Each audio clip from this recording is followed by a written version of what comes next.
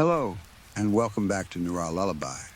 Before we begin, feel free to leave a comment and tell me where you're listening from. I love reading every single one. If you enjoy chilling tales that sing like a dark lullaby, don't forget to like the video and subscribe to the channel. Turn on notifications so you never miss a new story. Now, get comfortable, dim the lights if you dare, relax your mind, let the outside world fade away. And let's begin. Story 1. There's a section of forest behind my house that I used to walk through every evening. For the last 5 months, it had become part of my routine. Just before sunset, I would leave through the back of my property, cross the field, and follow a narrow track that climbed steadily through the trees. The trail was about a mile long. It was not exactly difficult, but because most of it went uphill, it always felt longer on the way up. At the end of the path was a rocky ridge overlooking the hills in the distance. That was my place. Every evening I would sit there and watch the sun disappear behind the horizon.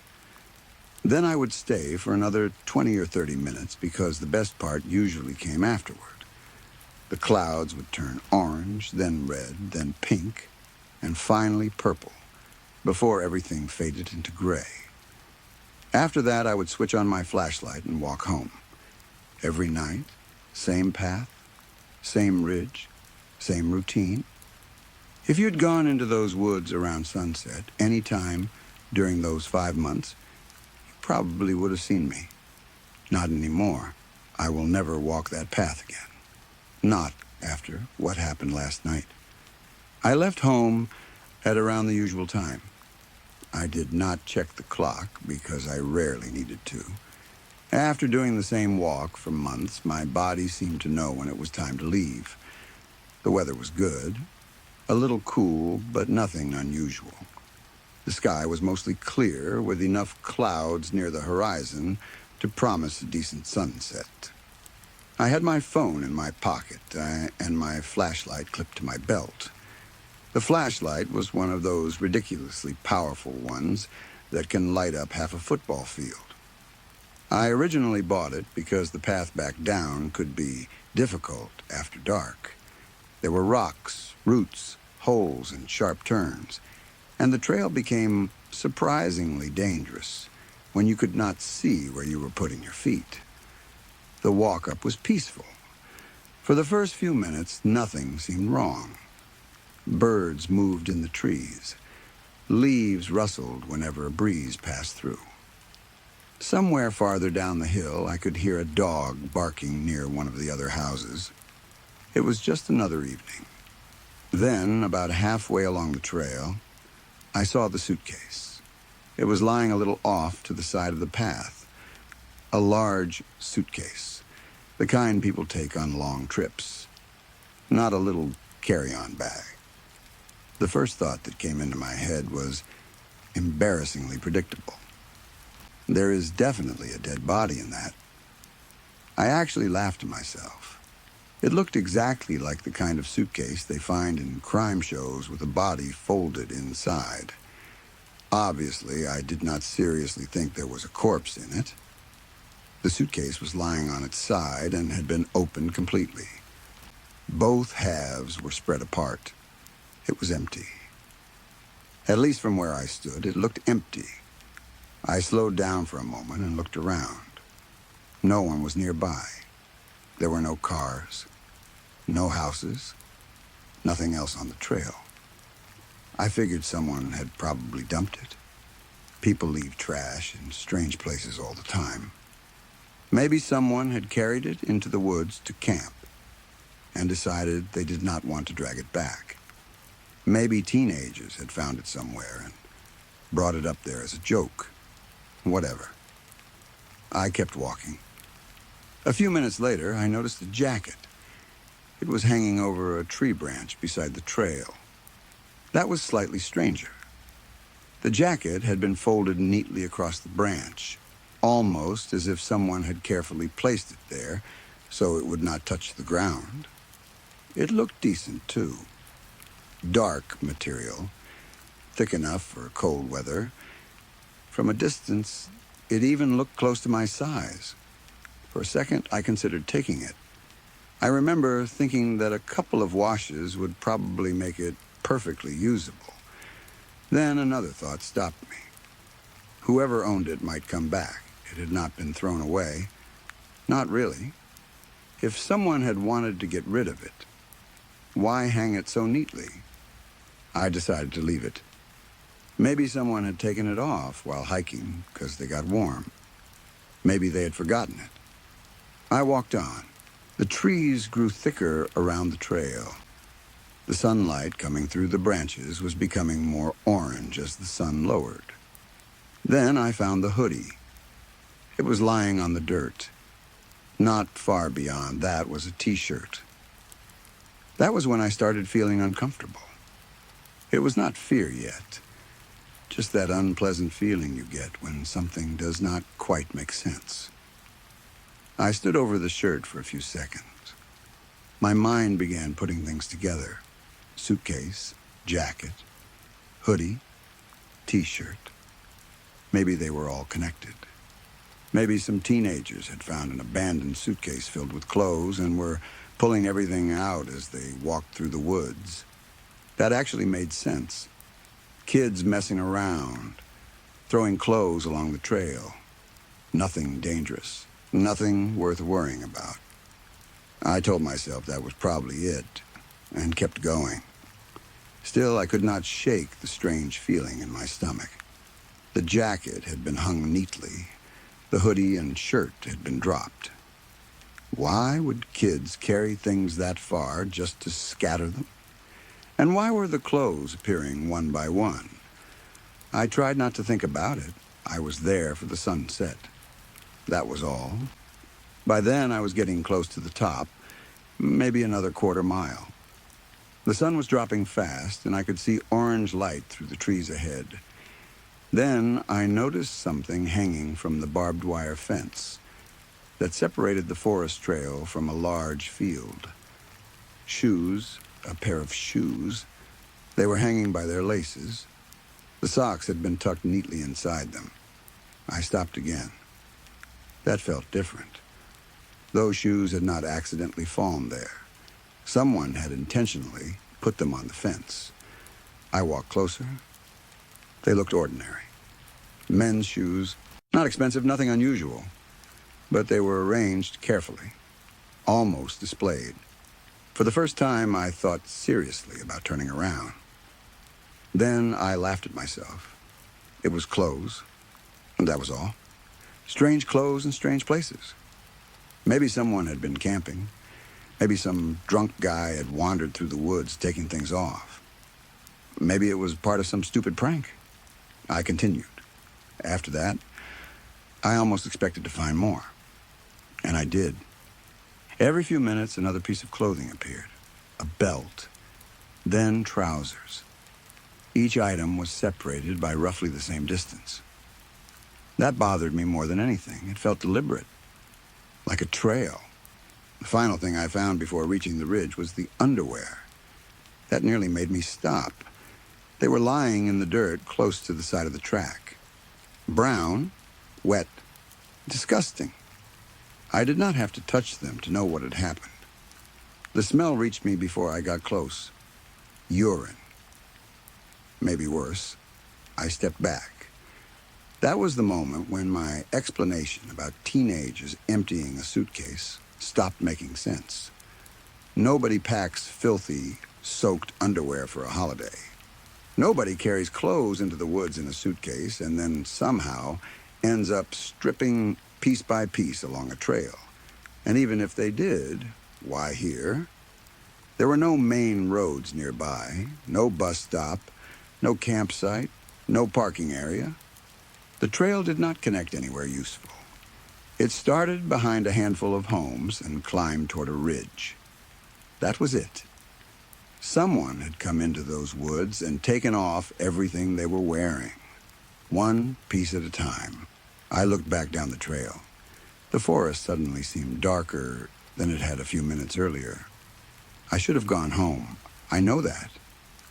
Every sensible part of my brain was telling me to turn around. But I am stupid when it comes to routine. I had gone to that ridge every evening for 5 months. Rain, wind, cold. One evening I had slipped on a boulder and broken one of my fingers. I still climbed to the ridge and watched the sunset before going home. I was not going to let a pair of dirty underwear ruin my evening. At least that was what I told myself. The truth is, curiosity had already gotten hold of me.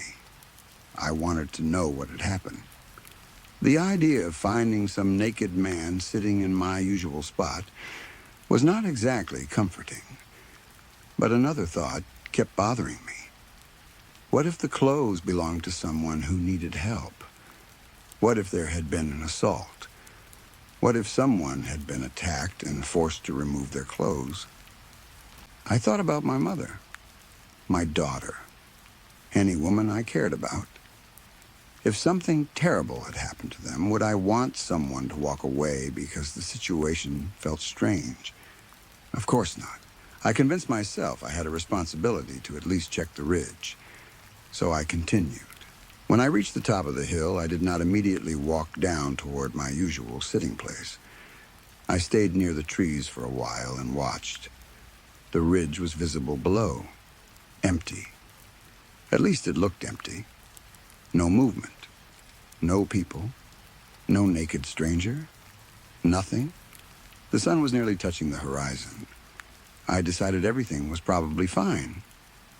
I walked down and sat on my usual rock. The sunset was beautiful. That is what bothers me most when I think about it now. For a little while, everything became normal again. The sky turned deep orange. Orange has always been my favorite color. There were clouds scattered across the horizon, and the sunlight caught their edges, turning them bright gold and red. No two sunsets from that ridge had ever looked exactly the same. That was why I kept going back. I took a few pictures on my phone. Then I sat quietly and watched the sun disappear behind the distant hills. For several minutes, I forgot about the suitcase, the clothes, the shoes, everything. I just watched the sky. After the sun went down, the colors slowly changed. Orange faded into pink. Pink turned purple. Then gray began to spread across the clouds. The temperature dropped quickly. It always did once the sun disappeared. I rubbed my arms and wished I had brought a jacket. Then I remembered the jacket hanging from the branch. I laughed quietly. Maybe I should have taken it after all. Diseases or not. I stood up. The last purple light was fading. That was when I noticed the figure.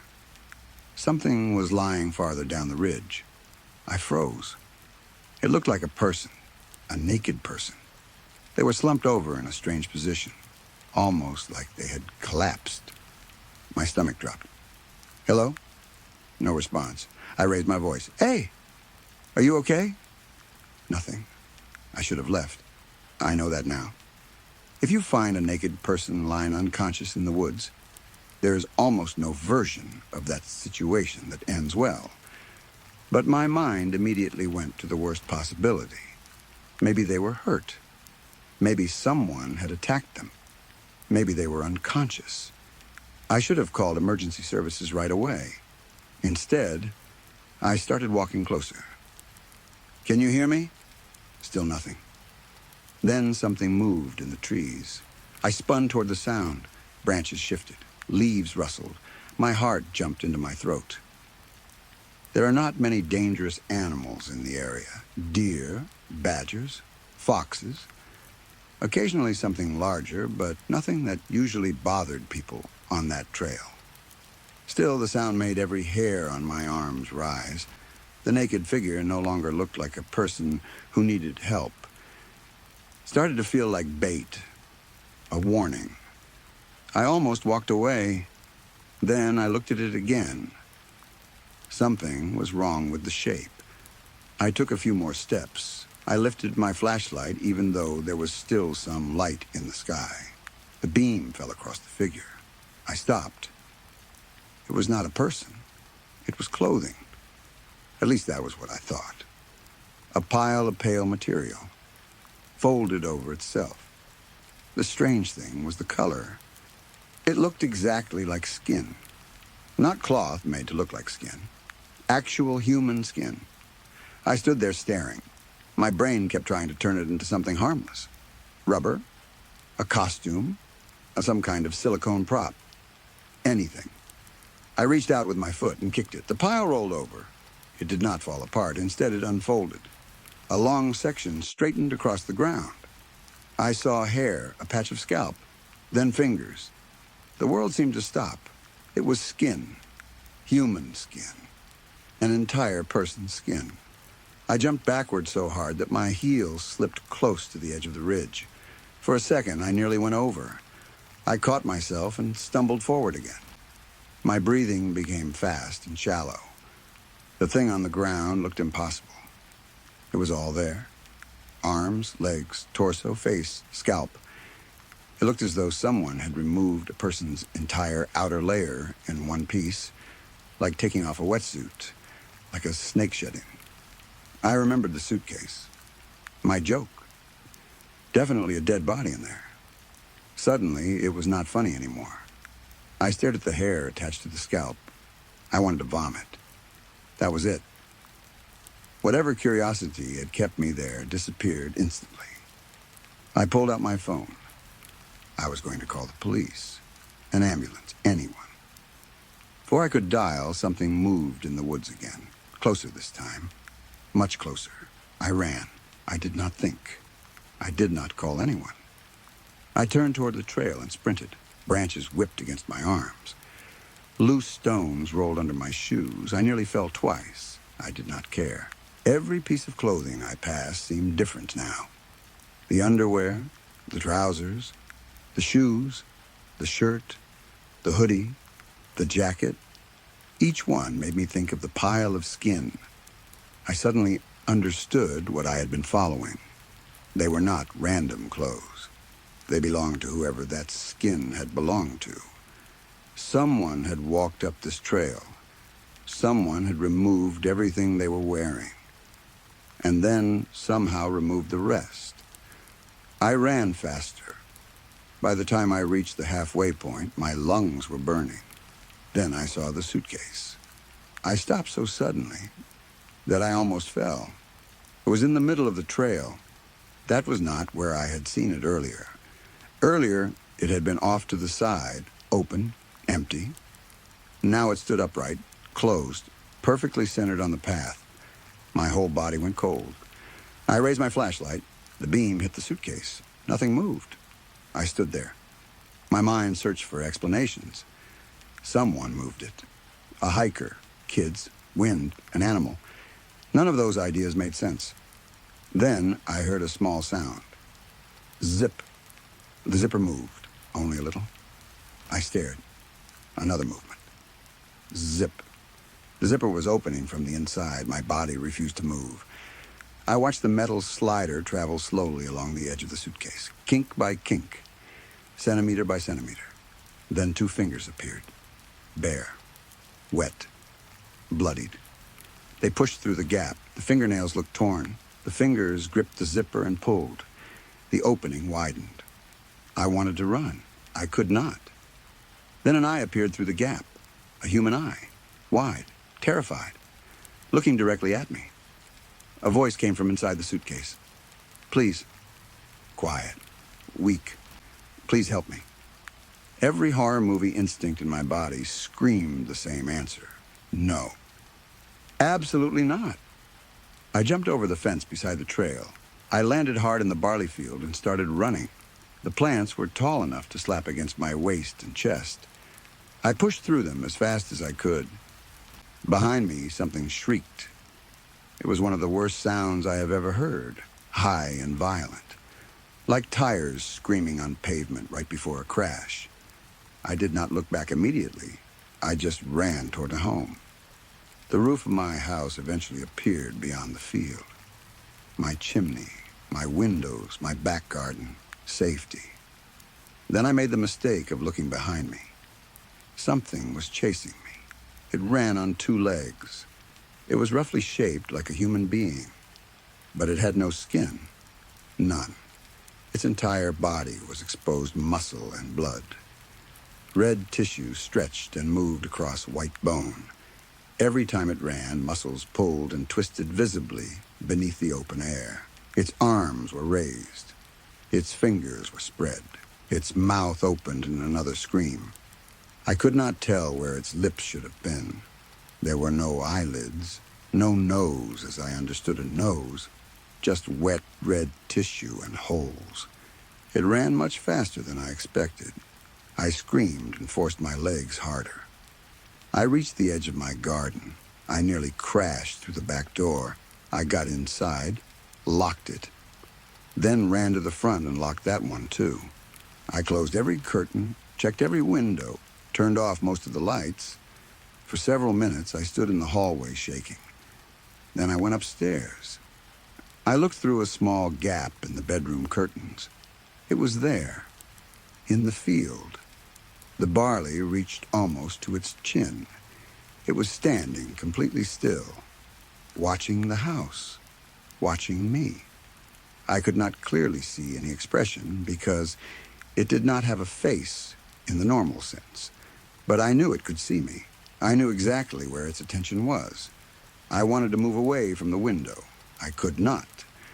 I was terrified that the second I stopped watching it, it would run at the house, break a window, climb inside, come upstairs. So I watched. And it watched me. For the entire night. Hours passed. My legs went numb from standing. I sat down near the window, but kept my eyes on the field. At some point, I called the police. I almost could not explain what had happened without sounding insane. I told them I had found what looked like human remains in the woods. I did not tell them everything. Not at first. I told them there might be someone outside my house. By the time anyone came through the area, whatever was in the field had disappeared beneath the barley. Or maybe it had simply stayed low enough not to be seen. I do not know. The police searched around the house. They found nothing. No footprints they could identify. No blood, no broken fence, nothing. They told me to stay inside. As if I was planning to go for another walk, I stayed awake until sunrise. The sky slowly became gray. Then pale yellow light spread over the field. The second the first direct sunlight reached the barley, the creature dropped down. One moment it was there. The next it was gone. I waited another hour before moving, then another. I did not see it again. Around noon, I finally convinced myself to go outside. I wanted to check the garden. I opened the front door. The suitcase was sitting on my doorstep. Closed. Upright. Clean. For a long time, I did nothing. I just stared at it. I could hear my own heartbeat. Part of me expected the zipper to move again. It did not. I refused to open it. There was absolutely no chance I was looking inside. I dragged it into the back garden using a long rake. Then I poured fuel over it. I lit it. The suitcase burned. The smell was horrible. Plastic, fabric, something else. Something that reminded me of cooked meat. I stayed there until almost nothing remained. Then I swept the ashes into heavy garbage bags and put them in the outside bin. I know that was probably stupid. I know I may have destroyed evidence. I did not care. I wanted it gone. After that, I packed a bag. I did not take much. Clothes, phone charger, wallet, laptop, toothbrush. I locked the house and drove into the city. I checked into a hotel. I had no intention of sleeping in my house again. Maybe never. When I entered the hotel room, I checked everything. Bathroom, shower, under the bed, closet, behind the curtains. Nothing. It was clean, normal, safe. At least I thought it was. Then I noticed the shirt. It was lying near the chair by the window. A plain shirt. Nothing strange about it. Probably left behind by whoever used the room before me. Hotels miss things sometimes. That happens, right? I picked it up using 2 fingers. Then I dropped it. I suddenly did not want to touch it. I called the front desk. They apologized. Someone came and removed it. The employee told me it was probably just something housekeeping had missed. Normal. Completely normal. I kept repeating that to myself. The sun is going to set in about an hour. I know because I checked. I wish I had not. For 5 months, sunset was the best part of my day. Now I am sitting in a hotel room with all the curtains closed because I do not want to see the sky change color. I do not want to know when darkness comes. I keep thinking about the skin, that pile on the ridge. It looked empty. That is what I cannot stop thinking about. Empty. Like whatever had lived inside it had simply stepped out.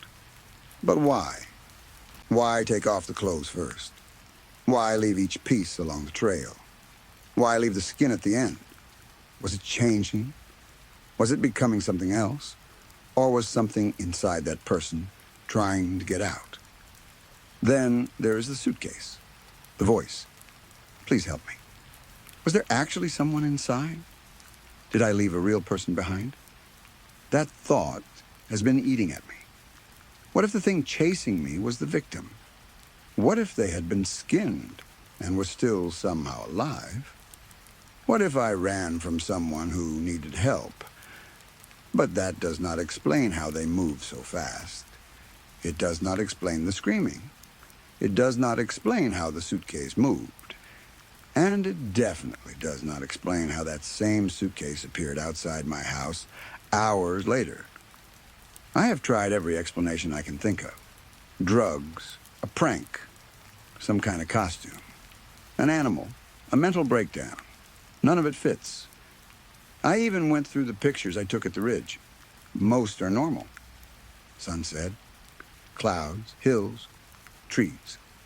But there is one picture I cannot stop looking at. I did not notice it when I took it.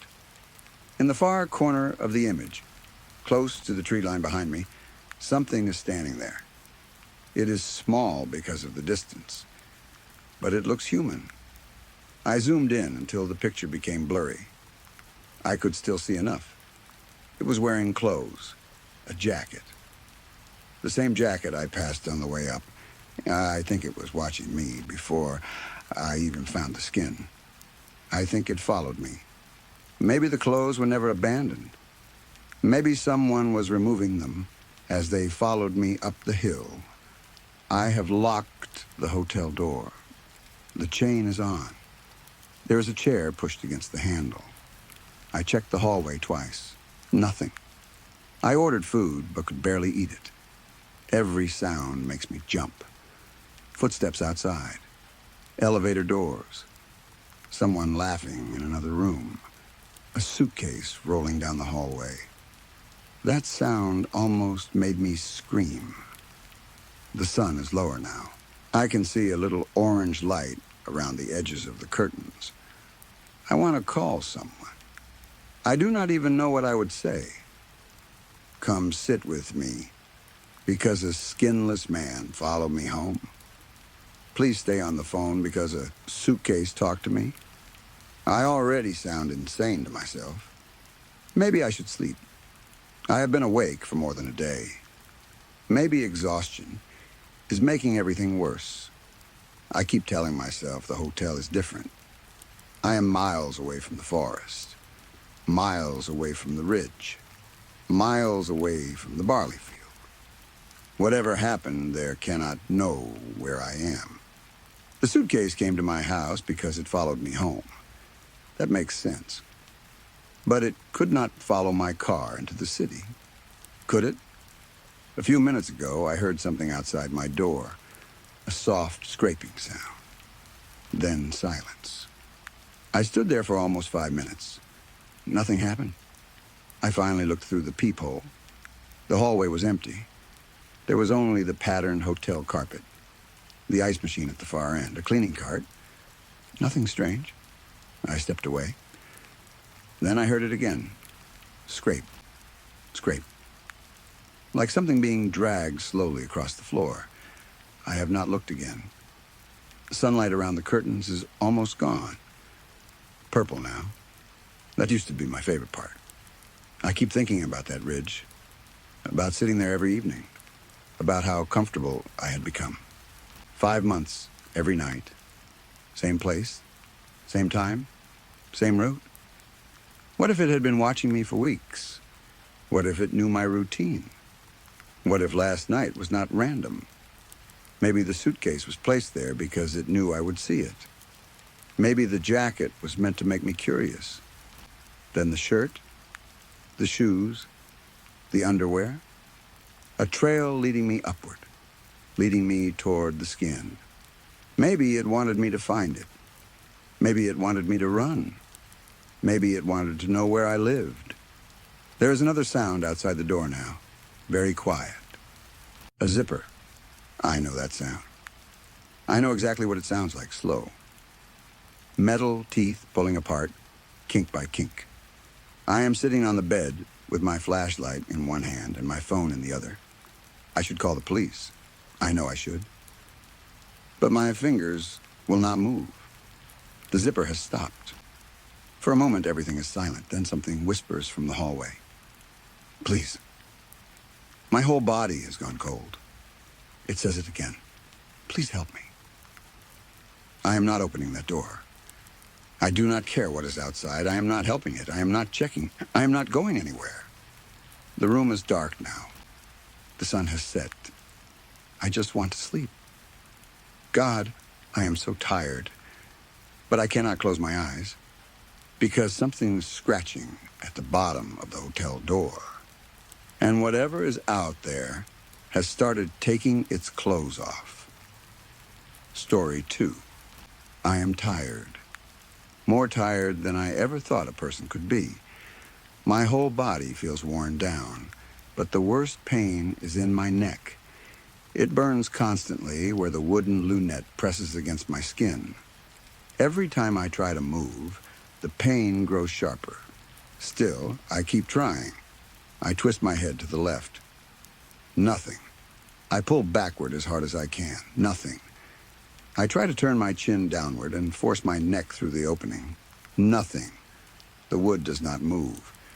The lunette stays exactly where it has always been, tight around my throat, holding my head in place and keeping me bent forward beneath the waiting blade. Above me hangs the axe. I cannot see all of it from this position, but I can feel it there. Its presence is heavier than anything physical should be. It waits above my neck like a storm cloud that never moves, like a promise, like a sentence.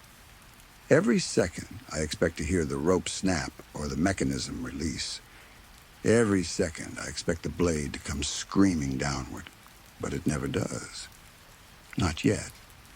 That might be worse than if it simply fell. Blood runs down my neck again. I feel it before I smell it. Warm lines moving beneath my collarbone. The wounds around the wooden opening never fully heal. Whenever the skin begins to close, I start struggling again. The rough edge of the wood tears the scabs open, and fresh blood comes. I know I should stop. There is no reason to continue. I have tried every possible movement. I have pressed my shoulders upward. I have dragged my neck sideways. I have forced myself against the wood until I thought my spine would break. I have twisted until something deep inside my throat felt like it might tear. Nothing changes. There is no useful angle. There is no hidden weakness. The guillotine is perfect in the only way that matters. It holds me. Sometimes I think the device was made only for me. That thought frightens me more than I want to admit. It feels strange to say the guillotine is all I have ever known. Surely there was something before this, a house, a room, a bed, a family, A name? Ah, there must have been. But whenever I search my mind for a life before the wooden frame, I find nothing solid, only shapes, colors, small pieces of emotion without memory attached to them. I sometimes think I remember warmth, sometimes laughter, sometimes a hand holding mine. But when I try to look closer, the images disappear. The guillotine remains, the smell of old oak, the rough grain beneath my skin, the iron somewhere above, the blood, the crowd. Those things are real. They are always here. I do not know how long I have been trapped. There is no sun here, no moon, no change in weather. The light never grows brighter or darker. There is only a dull, pale glow covering everything evenly, as if this place exists beneath a sky made from dirty glass. Time has no shape. I might have been here for hours, or years, or for longer than a human mind could survive. My body should have died by now. That is one of the many things I try not to think about. The wounds never kill me. The blood never runs out. Hunger comes, but it does not finish me. Thirst burns my throat, yet I remain alive. I sleep sometimes, though I do not know how long. When I wake, the guillotine is still here. The blade is still waiting. The crowd is still watching, always watching. They stand ahead of me in numbers too great to count. The Watchers. I do not remember deciding to call them that. The name simply exists in my mind. Perhaps I invented it. Perhaps someone told me once. They look like people from a distance, human shapes, heads, shoulders, arms, bodies, but nothing stays clear for long. Their faces melt whenever I try to focus on them. A nose appears and then slides into a cheek. A mouth opens and becomes part of the jaw. Hair blends into skin. Ears stretch and disappear. Their features move like wax held too close to fire. No two remain the same for more than a few seconds. Only their eyes do not change. Those remain perfectly clear, red, bright, wet-looking. Not simply red like blood. There is light inside them. A deep boiling crimson that seems to pulse behind their faces. Each eye looks like a tiny red sun trapped inside a human skull. At the center of each glowing shape is a darker iris. The closest watchers stare directly at me. Their attention feels physical. Sometimes I imagine I can feel it pressing into my forehead. Their eyes burn so intensely that I wonder if they are trying to kill me before the blade gets the chance. Perhaps that is why my head hurts, even when I am not moving. Perhaps their gaze is pushing through my skull. There are hundreds near the front, thousands behind them, maybe more. I cannot see where the crowd ends. They stand shoulder to shoulder, silent and motionless. None speak, none whisper, none cough, none shift their feet. They only stare. Some look at me, some look at the blade. Those who look upward frighten me in a different way. There is something in their eyes, expectation, recognition, maybe even understanding. It makes me believe they know exactly what is going to happen. They know when the blade will fall. They know what it will feel like. They know whether I will die. And still they do nothing. That is what I hate most.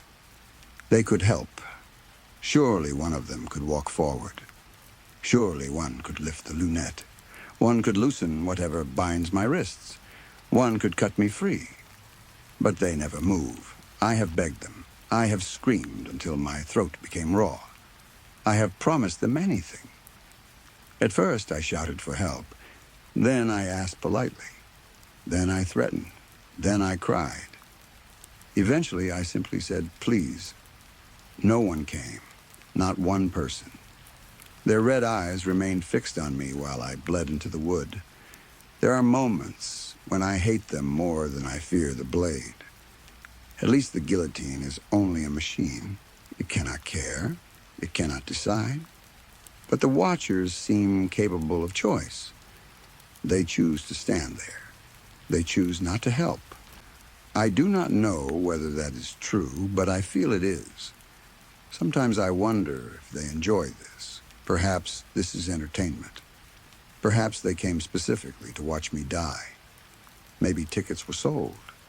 Maybe they have been waiting for the execution as long as I have. There are a few, however, who do not look at me or the axe. Those ones bother me most. They stare somewhere behind me, or perhaps beside me. It is difficult to tell because the lunette prevents me from turning far enough. Their eyes are not as bright. The red glow inside them seems calmer. They look beyond the guillotine, towards something I cannot see. I often wonder what is there. During the quieter periods, when exhaustion forces me to stop struggling, that question becomes almost impossible to ignore. What are they looking at? A door? Another prisoner? A person controlling the blade? Someone I once knew? Maybe there's an entire world behind me. Maybe freedom is only a few steps away. Sometimes I imagine a field, grass, sunlight, wind, a road leading somewhere. I imagine that if I could simply turn my head, I would see the life I lost. But then I remind myself that those watchers are still here. Whatever they are looking at, they have not left. They will still witness my death. Eventually, curiosity becomes less important than pain. I stop wondering and start struggling again. My neck is too damaged now. I can feel the wood inside places it should never reach. Every movement opens something. Still, I try. I push against the lower half of the lunette. My chin scrapes over the rough surface. Pain flashes down my throat. I pull. The skin tears. Warm blood follows. For one brief moment, I think the wood shifted. Hope explodes through me. I pull harder. Nothing. The movement was only my flesh sliding against the frame. I collapse against it, panting. My breath sounds terrible. Thin, wet, broken. I close my eyes. That is one small freedom I still have. When my eyes are shut, I cannot see the watchers. I cannot see their red light. I can almost pretend I am alone. Then I feel them again, their presence, their attention. Even with my eyes closed, I know exactly where they stand. I open them. Still there. Of course. I turn my attention to my wrists. They are trapped behind me. I cannot see the restraints. I have never seen them. Sometimes they feel like metal cuffs, other times rope. Sometimes it feels as if nothing physical is there at all, only pressure. My wrists press against each other so tightly that I can feel the bones grinding. I begin twisting them, left, right, pull, twist, pull again. The skin is already missing in places. My hands are slick with blood. That should help. Blood should make them slippery. It should allow me to pull one hand free. I tell myself this every time. It never works. I twist harder. Pain shoots through my fingers. My wrists move against each other like two trapped animals fighting for the same tiny space. The nerves burn. Something inside the joint catches. I pull again. A sharp crack travels up my arm. I scream.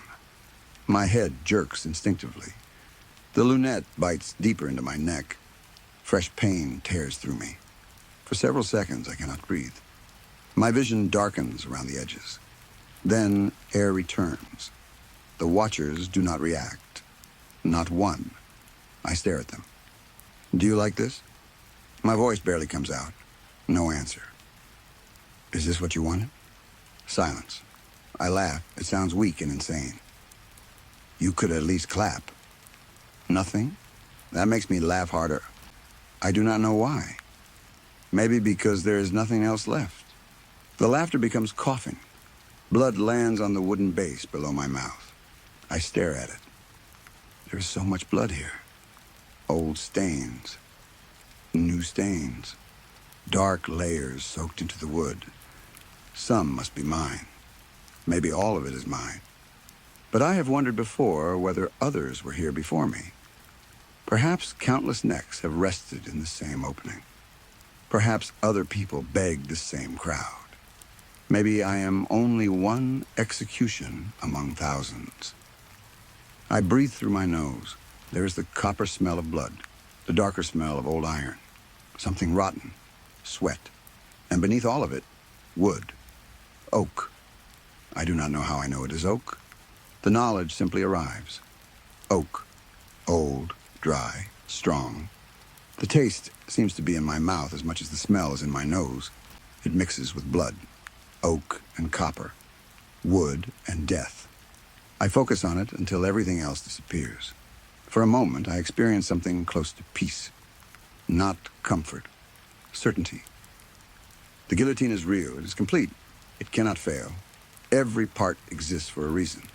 The frame, the lunette, the rails, the blade, the rope. Whatever mechanism holds it above me, everything has been placed exactly where it needs to be. Perfect. That word returns again. Perfect. I hate it, but I believe it. The machine feels more certain than I do, more permanent. I begin to think that perhaps the guillotine was here before me, before the Watchers, before this place. Perhaps it will remain after all of us are gone. Maybe it is not simply a device. Maybe it is the shape of this world, a world built around waiting for the blade. The thought makes me pray. I have prayed before, many times. At first I prayed for freedom, then for rescue, then for memory. I asked God to tell me who I was. I asked why I was here. I asked what crime I committed. No answer came. Now my prayers are simpler. Please end it. I no longer care how. Open the lunette. Break my restraints. Let one of the Watchers find courage. Let the whole structure collapse. Or let the blade fall. I am ashamed of how often I pray for the blade. But endless waiting changes a person. Pain has become ordinary. Fear has become exhausting. Even death starts to look like a door. I lift my eyes toward the crowd. Someone. I whisper. My voice cracks. Please. Their eyes burn. Anyone. Nothing. I close my eyes again. God. That word feels strange in my mouth. Please. I do not know whether I believe anymore.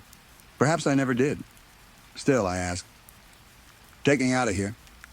I imagine a hand coming down from above, not warm, not gentle, something vast and cold, a hand that could lift the entire world away like a cloth from a table. I would accept that. I would accept almost anything. My breathing slows.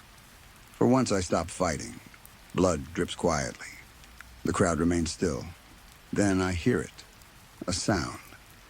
At first, I think it is another trick created by exhaustion. Then it comes again. A footstep. To my left. My eyes open. The Watchers do not move, but several of their red eyes shift slightly. Not toward me. Toward the sound. Another step. Closer. My heart begins pounding. Someone is coming. For the first time in what feels like forever, something is changing. Footsteps. Slow. Steady. Approaching from the left. I try to turn my head. The lunette stops me. Pain tears through the wounds in my neck. I ignore it. I strain my eyes toward the edge of my vision. Nothing yet. Only part of the wooden frame. The Watchers beyond. Another footstep. I start shaking. Hello? My voice is little more than air. Another step. Please. My mouth is dry. Please help me. The figure is still outside my sight. I hear something else now. Fabric, maybe. A coat brushing against a leg. Or robes. My mind begins building possibilities faster than I can control them. A stranger. A guard. An executioner. A priest. A friend. My father. My mother. God. Death. Someone I have forgotten. Someone who remembers me. The footsteps continue. I should feel hope. Instead, dread grows inside me. Because there are only two things this person can really do. Release me. Or release the blade. Perhaps that is why the watchers seem more attentive now. The ones staring at me look brighter. The ones staring upward seem almost excited. Even some of those who usually look beyond me now turn their gaze toward the left. They know who is coming. I am certain of it. Who are you? No answer. The footsteps stop, very close, just outside my view. I hear breathing. Or maybe I only imagine it. I wait. My heart slams against my chest. Please, I say again. If you can hear me, please open this. Silence. I pull once more against the lunette, as if I can demonstrate what needs to be done. Blood runs down my neck. Please. Something touches the wooden frame. A hand. I hear fingers moving across the oak. My whole body freezes. Someone is standing beside me. The watchers stare. I cannot see the person. Who are you? The hand slides along the frame. Slowly, almost lovingly. Then it touches the lunette. Hope rises so violently that it hurts. The person could lift it. They could free me. They are close enough. They could end all of this. I begin sobbing before anything even happens. Please, please, please. The hand moves away. For one terrible second, there is silence. Then I hear something above me. A faint creak. The rope. My stomach drops. No. Another creak. The mechanism shifts. No, wait. I pull against the wood. The restraints bite deeper. Wait! The watcher's eyes burn brighter. Every face in front of me seems to turn upward. I hear the blade move slightly in its track, a scrape of metal against wood. The sound enters my bones. No! The person beside me says nothing. I cannot tell whether they are holding the release. Maybe they came only for this. Maybe my prayer was answered exactly as I asked. End it. I remember saying that, either free me or let the blade fall. Now that one of those things might actually happen, terror returns with full force. I do not want to die. I do. I do not. Both thoughts exist at once. I thrash violently. My neck tears against the opening. My wrists twist. Blood sprays. Please, I changed my mind. The crowd remains silent. Please. Nothing. I wait for the blade. It does not fall. The rope creaks again, then stops. Everything becomes still. I pant into the wooden base. My entire body trembles. Seconds pass, or minutes. The person remains beside me. I know they are there.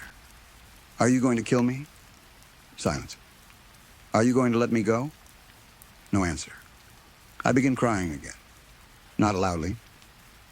There's no strength left for that. Tears fall onto the same wood as the blood. I don't understand. The words sound small. I don't even know what I did. The figure shifts. For an instant, I think I hear a sigh. Then the footsteps begin again, moving away. No! I try to turn. No, don't go. The steps continue. Please, Father, you can't leave me here. Farther still. The watchers follow the figure with their eyes. Then slowly their attention returns to me. The blade. The space beyond. Everything goes back to the way it was. No! I scream until my throat breaks into coughing. Come back. The footsteps disappear. Silence returns. Complete. Cruel. Permanent. I remain trapped. The blade remains above me. The lunette remains around my neck. My wrists remain bound. And something inside me finally understands. The person did not come to save me. They did not come to kill me either. They came only to remind me that both possibilities still exist. That hope can hurt as much as fear. Perhaps that is the true purpose of this place. Not death. Waiting. The guillotine does not need to fall. It already controls everything. Every thought I have leads back to it. Every prayer, every memory, every hope, every fear. If the lunette opened right now, would I truly be free? I do not know. Maybe I would carry this device with me wherever I went. Maybe every doorway would look like its frame, every rope like the one above, every sharp object like the blade, every crowd like the watchers. Maybe freedom after this would only be another form of imprisonment. And if the blade falls, then perhaps the guillotine wins in a simpler way. Either way, it remains, in death, in memory, in whatever comes after. I lift my eyes once more toward the faceless crowd. They stare back, red, unblinking, patient. I think about those few who keep looking behind me. Again, I wonder what they see. A person? A door? Another guillotine? Maybe they are not looking at something beyond me at all. Maybe they're waiting for their own turn. That thought makes me strangely calm. For the first time, I wonder if they are not spectators. Perhaps they are prisoners too. Maybe every one of them is standing before a device I cannot see. Maybe their faces melt because they have forgotten who they are, just as I have. Maybe their red eyes are not filled with excitement. Maybe they are filled with pain. And maybe somewhere among them one believes I am the watcher. The thought changes nothing. I am still trapped. The blade is still above me, my blood still runs. But now I understand that this place may be far larger than I imagined. There may be no outside, no edge, no world beyond the crowd. Only more waiting, more restraints, more blades, more eyes. The guillotine creaks above me. I stop breathing. The rope tightens. For a moment, I am sure this is it. I close my eyes. I wait. Nothing happens. Slowly, I open them again. The watchers are still there. Of course they are. I almost laugh. Then I lower my head as far as the lunette allows and begin once again to work my neck against the wood. The scabs tear. Blood comes. Pain follows. I keep going. Not because I believe I will escape. Not anymore. I struggle because struggling is the only proof I have that I am still here. That I am still separate from the machine. That some part of me still belongs to me. So I twist. I pull. I bleed. Above me, the axe waits. Ahead of me, the watchers stare. Some at me, some at the blade, some at whatever lies beyond my sight. And somewhere in the distance, I think I hear footsteps again. Maybe they are approaching. Maybe they are leaving. Maybe they were never real. It no longer matters. The guillotine will remain, whether the blade finally falls or the lunette someday opens. It has already done what it was built to do. It has made itself part of me. If I die here, it will be the final thing I know. If I somehow walk away, it will follow me in every shadow, every creak of wood, every flash of metal, every pair of watching eyes. There will never again be a world without it. The guillotine is behind me, above me, around me, inside me. And perhaps it always was. Story 3. I think it is fair to say that most children go through a stage where they are afraid of the dark. When you are young, your imagination is powerful enough to turn almost anything into something terrifying. A coat hanging over a chair can become a person standing in the corner. A pile of clothes on the floor can become a crawling creature. A tree branch scratching against the window can sound like long fingernails trying to get inside. Children do not understand the world yet.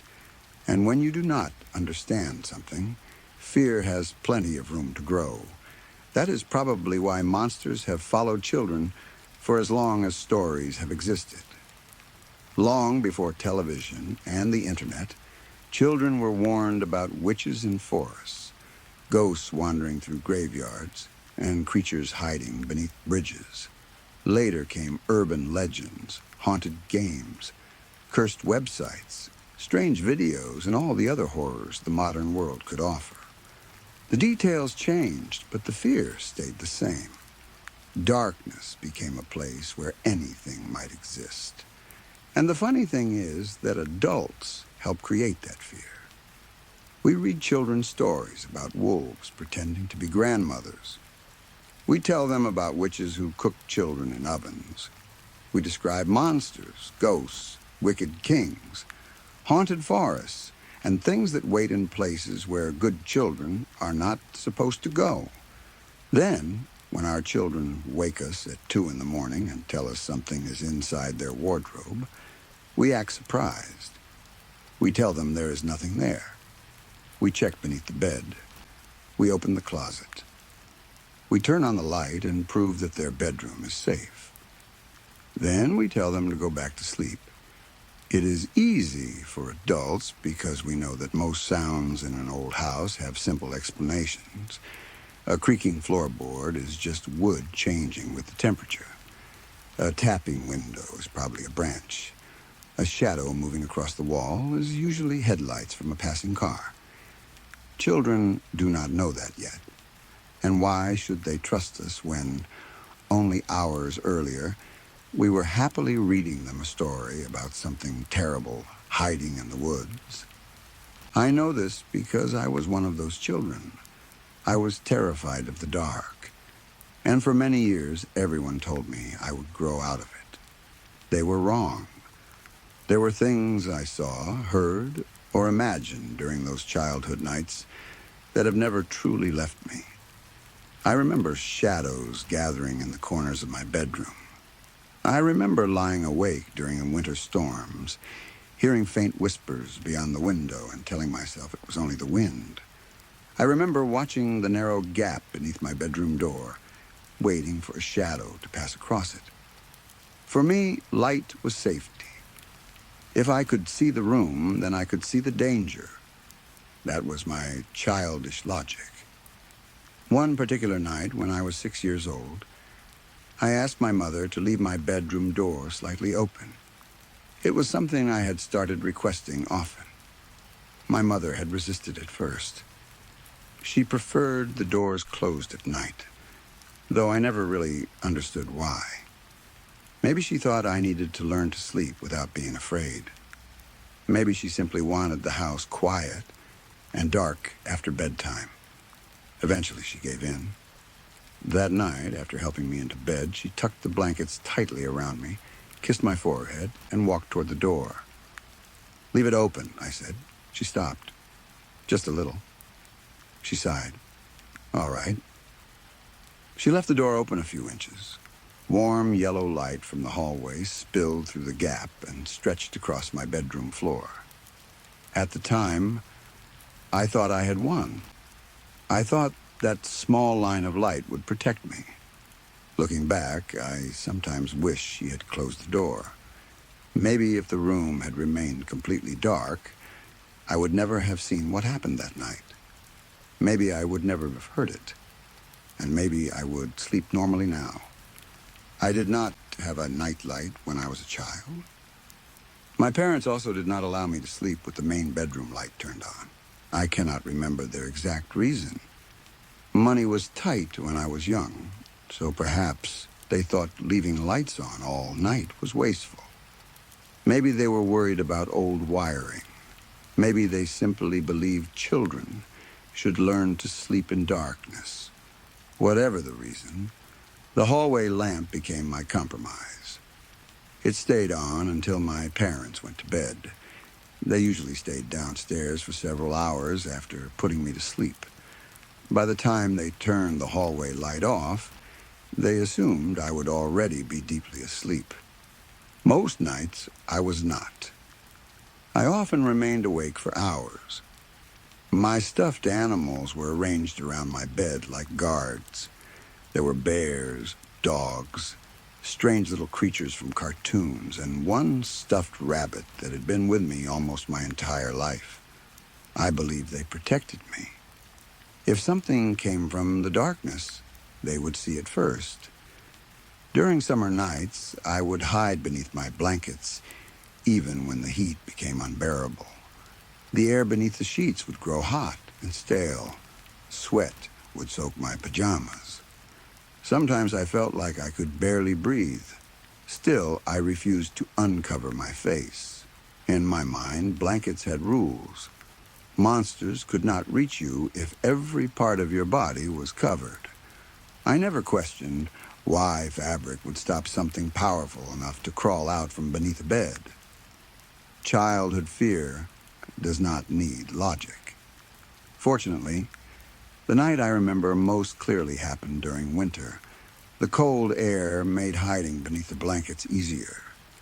But even then, I sometimes felt trapped. The sheets kept the monsters away, but they also meant I could not see them. For all I knew, some creature might be sitting beside the bed, waiting patiently for me to uncover my face. That was why I liked the hallway light. It gave me a chance to check. And I always checked. Every night after my mother went downstairs, I followed the same routine. I waited until I was sure she would not return. Then I climbed quietly out of bed. The first place I checked was the wardrobe. I would open the doors slowly and look inside. That night, it contained exactly what it always contained. Old clothes, hand-me-down shirts, shoes, a few boxes, nothing else. I closed it. Next came the window, and that was another dangerous place in my imagination. I believed faces might appear outside, not ordinary faces, dead faces, ghosts, witches, strangers, anything. I approached the curtains carefully, took a breath, and pulled them apart. Nothing was there. Only darkness outside and water collecting on the cold glass. Thin trails of condensation slowly ran down toward the chipped white wooden frame. I let out a quiet breath. 2 places checked. 1 remained, under the bed. That was always the worst. Every child knows that under the bed is where monsters are supposed to live. I hated looking. But I also knew I could never sleep without checking. So I reached for my greatest protector, Cuddly Bunny. He was my oldest stuffed toy. I had owned him for as long as I could remember. By the time I was 6, he looked terrible. His fur had lost most of its softness. 1 arm had been torn and sewn back on. 1 eye had almost fallen out and had been repaired. Loose threads covered his body. Several areas had been stitched by my mother after years of being dragged around, hugged, dropped, washed, and taken everywhere with me. To anyone else, he probably looked ready for the trash. To me, he looked like a warrior. I imagined every tear and repair as a battle scar. Cuddly Bunny had survived hundreds of imaginary wars. He had fought dragons, monsters, criminals, aliens, and whatever else my mind could create. He had never failed me. Some people might argue that after so many repairs, he was not even the same rabbit anymore. I would have disagreed. I knew he was Cuddly Bunny. I could not explain how. I simply knew. And if I had to look beneath my bed, he was coming with me. I held him tightly in 1 hand and slowly crouched down. The bedsheet hung close to the floor. I reached toward it. My fingers shook slightly. I lifted the sheet a little. Darkness, a little higher, still darkness. I wanted to close my eyes. But that would mean leaving Bunny to face whatever might be there alone. So I forced myself to look. Finally, I threw the sheet upward. Nothing jumped out. Nothing moved. There were only a few toys I'd forgotten to put away. Some plastic dinosaurs. A ball I'd been given a couple of summers earlier. A few pieces of paper. And some clumps of hair and dust. Normal childhood mess. I smiled. The room was safe. I climbed back into bed and placed Cuddly Bunny near the front of my group of stuffed animals. In my imagination, he was the commander. The others stood behind him. My little army was ready. I adjusted my pillow and pulled the covers over myself. The warmth felt good. I had been busy all day, and exhaustion quickly took over.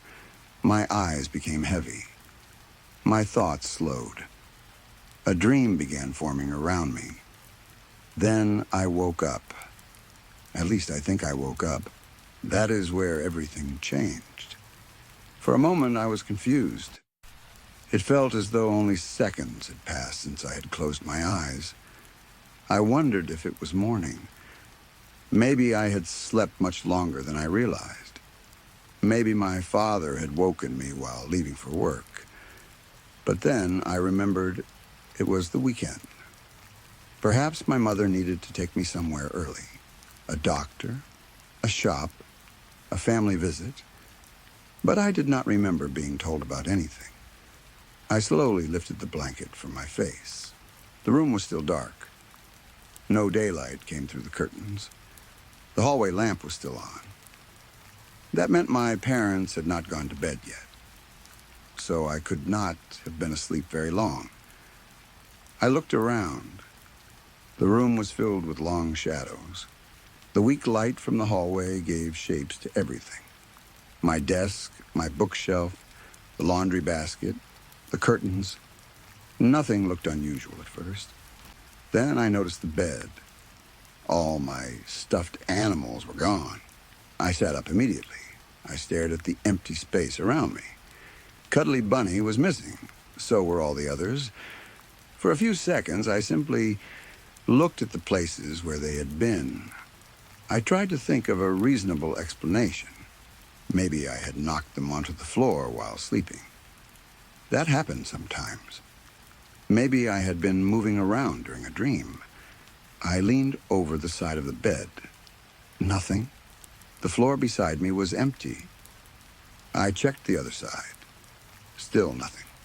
My heartbeat began to increase. I pulled away the covers and climbed out of bed.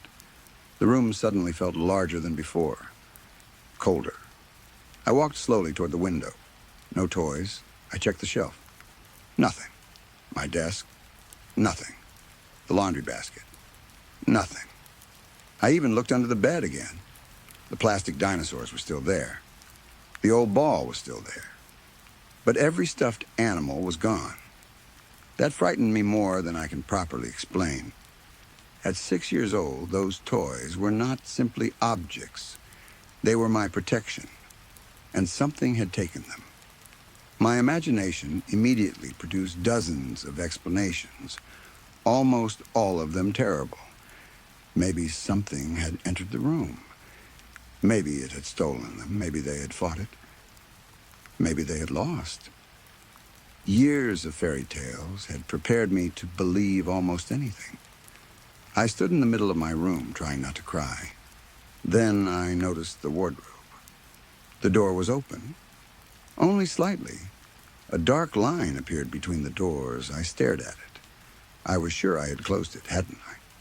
My chest tightened. I walked toward the wardrobe. Each step felt harder than the last. My mind showed me images of hands bursting through the gap. Teeth, eyes, long, pale arms. I stopped directly in front of the wardrobe. The opening was just wide enough for me to reach through. I closed my eyes. Then I pushed my hand inside. My fingers moved through hanging clothes. Fabric brushed against my skin. Nothing grabbed me. I reached farther. My fingertips touched something soft. Then another soft object. I opened my eyes. The stuffed animals were inside. All of them. They had been placed together in one corner. Cuddly Bunny was in front. The others were gathered behind him. I stared. Relief should have come. Instead, I became even more frightened. They had not simply been thrown inside. They had been arranged, grouped together. And as ridiculous as it sounds, they looked scared. They looked like they were hiding. Cuddly Bunny stood in front, as if he were protecting the others from something outside the wardrobe. I knew stuffed toys could not move. I knew they could not feel fear. But I also knew somehow that they did not want me to take them out. That feeling was powerful. They were hiding. From what? I reached toward Bunny, then stopped. Something inside me said no. Leave them. I pulled my hand away. I did not know why. I backed away from the wardrobe. Then I hurried to bed alone. I climbed under the covers and pulled them over my head. Without my stuffed animals, the bed did not feel safe anymore. I tried to convince myself that my parents had moved them. Maybe it was a joke. But my parents knew I was afraid of the dark. They would never have done something like that. Besides, why would they enter the room while I slept, place every toy inside the wardrobe, then leave without waking me? The more I thought, the worse I felt. My heart would not slow. I stayed beneath the blanket, listening. Eventually, exhaustion began pulling me towards sleep again. My eyes closed. Then a voice spoke. "Why are you afraid of me?" My eyes opened instantly.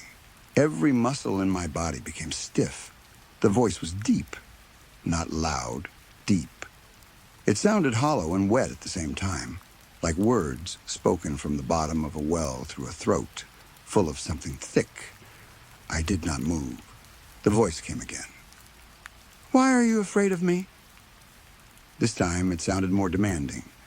There was something old in the voice, something patient, something that made me feel as if it had asked the same question many times before. And I held the blanket tightly against my face. I could hear my own breathing. I wanted to call for my parents. No sound came out. The voice continued.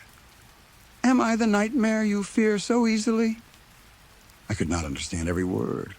I was only 6, but somehow I understood the meaning. Am I the thing born from whispers in the darkness?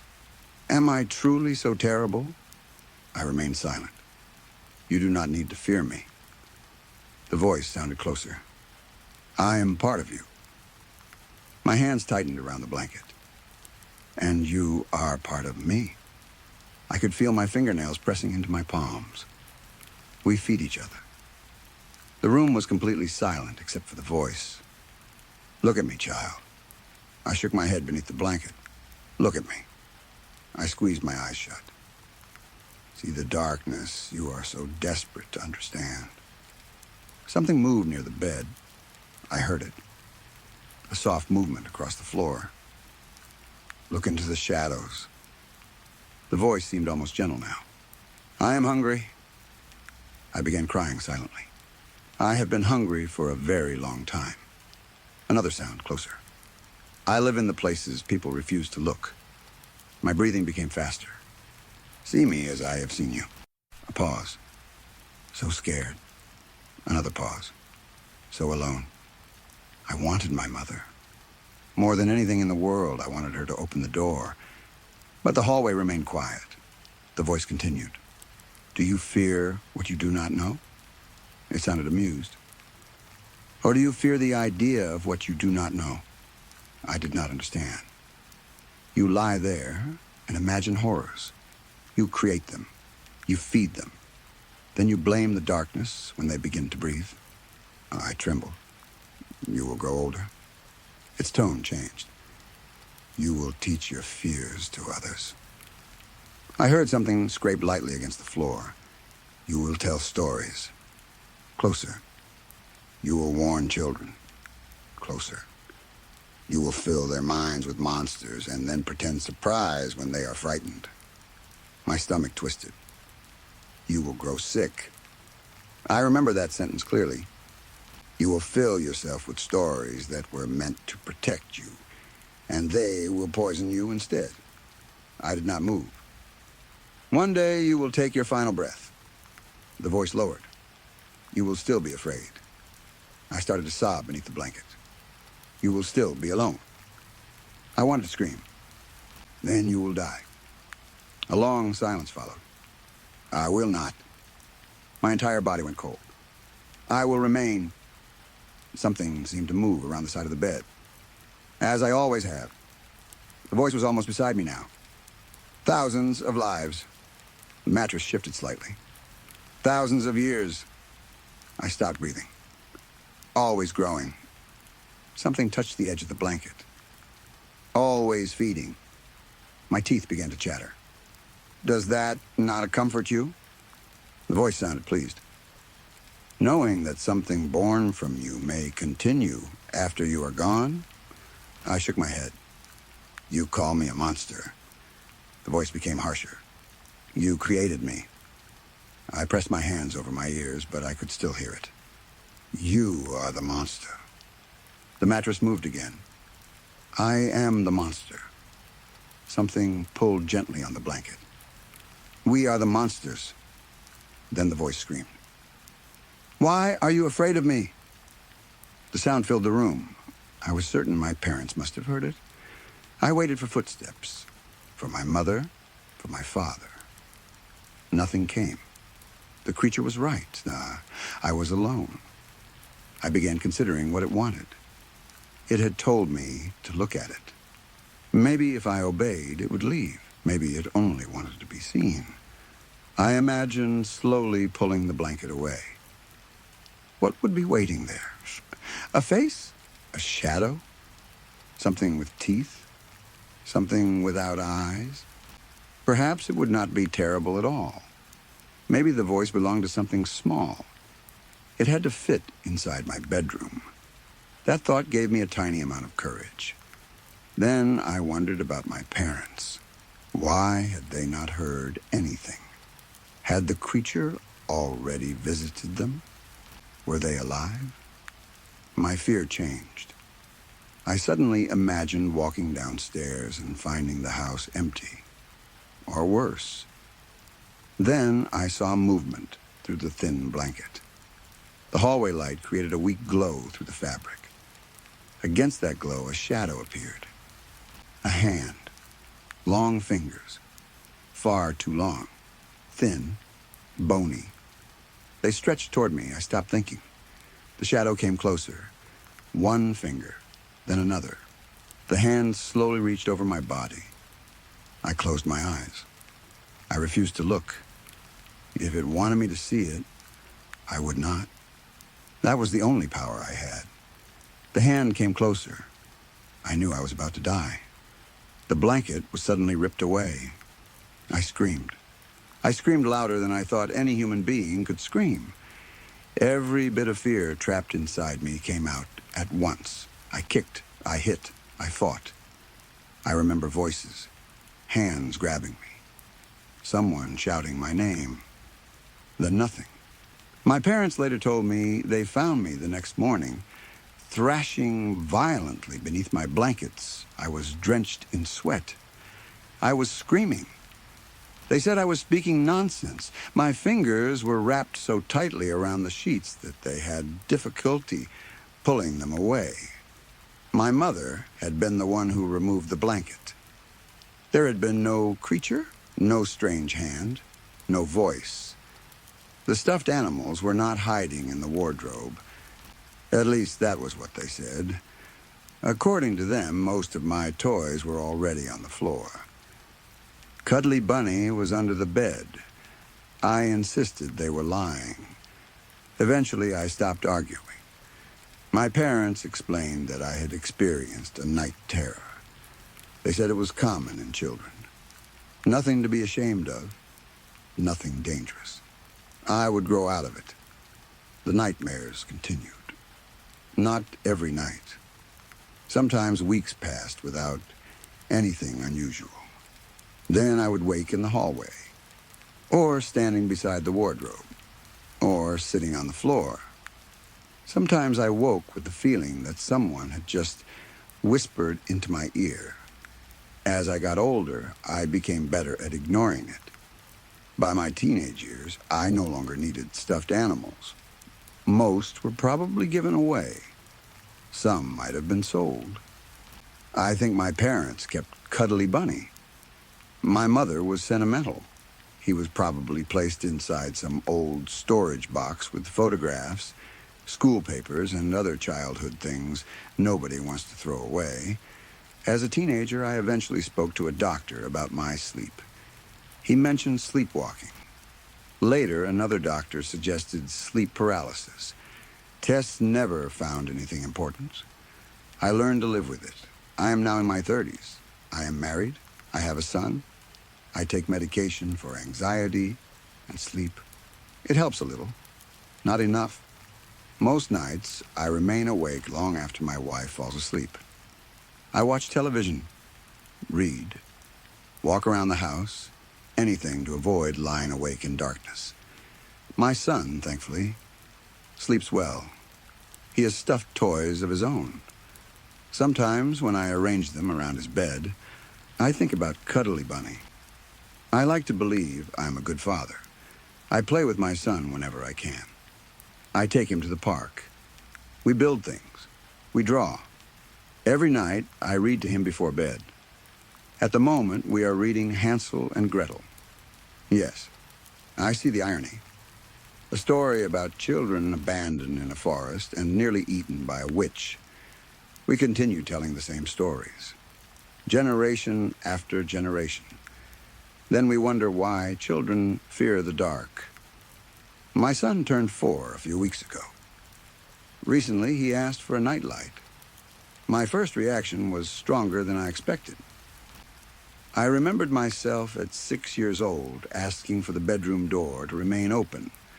I remembered that thin line of hallway light. For a moment, I considered telling him no. Then I felt ridiculous. He was a child. He was afraid. A nightlight was harmless. So that morning, I bought one. It was small and simple. Warm light. Nothing fancy. That evening, I placed it on his bedside table. He loved it. His whole room glowed softly. There were no deep shadows, no dark corners, no need to leave the door open. I read another part of Hansel and Gretel. When I finished, I closed the book. He was already sleepy. I tucked him in. His stuffed animals were lined up around him. I kissed his forehead. Sweet dreams. He smiled. I left the room. For several hours afterward, I sat in the living room. My wife had gone to bed. The television played quietly. I poured myself a glass of water. The baby monitor sat on the small table beside me. We had used one since my son was born. It included a camera with night vision. I hated looking at the screen at night. Something about seeing my child's bedroom in grainy black and white always disturbed me. The shadows looked wrong. The furniture looked unfamiliar.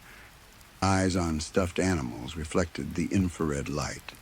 So most nights, I left the screen off and used only the sound sensor. If my son moved or spoke, the monitor would light up. That was enough. Several hours passed. My medication finally began making me tired. My eyes struggled to stay open. I turned off the television. The room became quiet. For the first time that night, I felt ready to sleep. I stood. Then the monitor lit up. I stopped. The audio sensor was flashing. I listened. At first, there was only static. I smiled weakly. My son probably rolled over. Maybe he was talking in his sleep. I reached for the monitor. Then a voice came through the speaker. Low. Wet. Hollow. The glass slipped from my hand. Water spilled across the floor. 30 years vanished in a second. I was 6 years old again. Under my blanket. Alone. The voice whispered through the monitor. Why are you afraid of me? I could not move. The screen was still dark. My son made no sound. I stared at the monitor. Every part of me screamed not to turn on the camera. I knew better. I had learned that lesson. Do not look. Do not feed it. Then I heard my son's voice. Daddy. My heart nearly stopped. I grabbed the monitor. Buddy. No answer. I ran. I crossed the living room and reached the stairs. My legs felt weak, but I forced myself upward. Daddy. His voice came through the monitor again. I'm scared. I'm coming. I reached the hallway. His bedroom door was closed. Warm light glowed beneath it. The nightlight was still on. I grabbed the handle. Then I stopped. Someone inside the bedroom whispered. Not through the monitor. inside the room. "Why are you afraid of me?" My hand remained on the door handle. I could hear my son crying, quietly. I wanted to enter. Of course I did. But that childhood voice returned to me. "Look upon me, see me, feed me." My son called again. "Daddy?" I opened the door. The nightlight was glowing beside his bed. My son was sitting upright beneath the blankets. His face was wet with tears. I switched on the main light. The room filled with brightness. Nothing stood beside him. Nothing was beneath the window. Nothing was near the wardrobe. I rushed to my son and lifted him into my arms. He held on to me tightly. "It's okay," I whispered. I did not believe it. "What happened?" He buried his face against my shoulder. The man was talking. I froze. "What man?" He pointed toward the corner. There was nothing there. "What did he look like?" My son shook his head. "I didn't see him." I felt a terrible sense of relief. Then he continued. "He said I had to look." My stomach dropped. I hugged him tighter. "You never have to look." He sniffed. "Okay." I carried him into our bedroom. My wife woke when I entered. She asked what happened. "Nightmare," I said. I did not tell her the rest. That night, my son slept between us. I did not sleep at all. The next morning, I threw away the nightlight. My wife thought I was overreacting. I told her it had flickered. I said I thought something was wrong with the wiring. She believed me. My son did not ask for another one. For several weeks, nothing happened. I began convincing myself I had imagined the voice. Stress, medication, memory. Perhaps hearing my son frightened had caused my mind to reproduce something from childhood. It was possible. More than possible. It was reasonable. I wanted reasonable. Then my son began moving his stuffed animals. Every morning I found them inside his wardrobe. At first I assumed he had put them there. "Why do you keep putting your toys in the closet?" I asked. He looked confused. "I don't." I laughed nervously. "Yes, you do?" He shook his head. "No." That evening, I placed them around his bed myself. I remembered exactly where each one was. A bear near his pillow, a dinosaur beside the wall, a stuffed dog near his feet. The following morning, they were all inside the wardrobe, grouped in the corner. The larger toys were in front, the smaller ones behind, protecting each other, hiding. I stood there staring at them for several minutes. My son entered behind me. "Daddy?" I turned. He looked into the wardrobe. His expression changed. "Don't take them out." Those words made my blood run cold. "Why?" "They're scared." I closed the wardrobe doors. That afternoon, while my wife and son were out, I went into the attic. It took nearly an hour to find the box. Old school books, photographs, birthday cards, childhood clothes. At the bottom was Cuddly Bunny. For the first time in decades, I held him again. He was smaller than I remembered. His fur was faded. One eye sat slightly crooked. The repaired arm hung strangely. For a few seconds, I almost laughed. This was the great warrior who had protected me from monsters. An old stuffed rabbit, nothing more. Then I turned him over. There was a fresh tear along his back. White stuffing pushed through. I stared. The fabric around the tear was clean. Not old, not yellowed. Fresh. I slowly pulled the opening wider. Something was inside. Not stuffing. Paper. I reached in and removed a small folded note. My hands began shaking before I opened it. The writing was uneven, childish. I recognized it immediately. My handwriting. The message contained only one sentence. I had no memory of writing it. It said, "Don't let it see him." I sat on the attic floor for a long time. Then I heard my son laughing downstairs. I nearly screamed. I had forgotten they were out. They should not have been home. I grabbed Bunny and ran down. The house was empty. No wife, no son. I stood in the kitchen listening. Another laugh. It came through the baby monitor. The monitor was still sitting in the living room. I walked toward it. The screen was on. I never turned the screen on.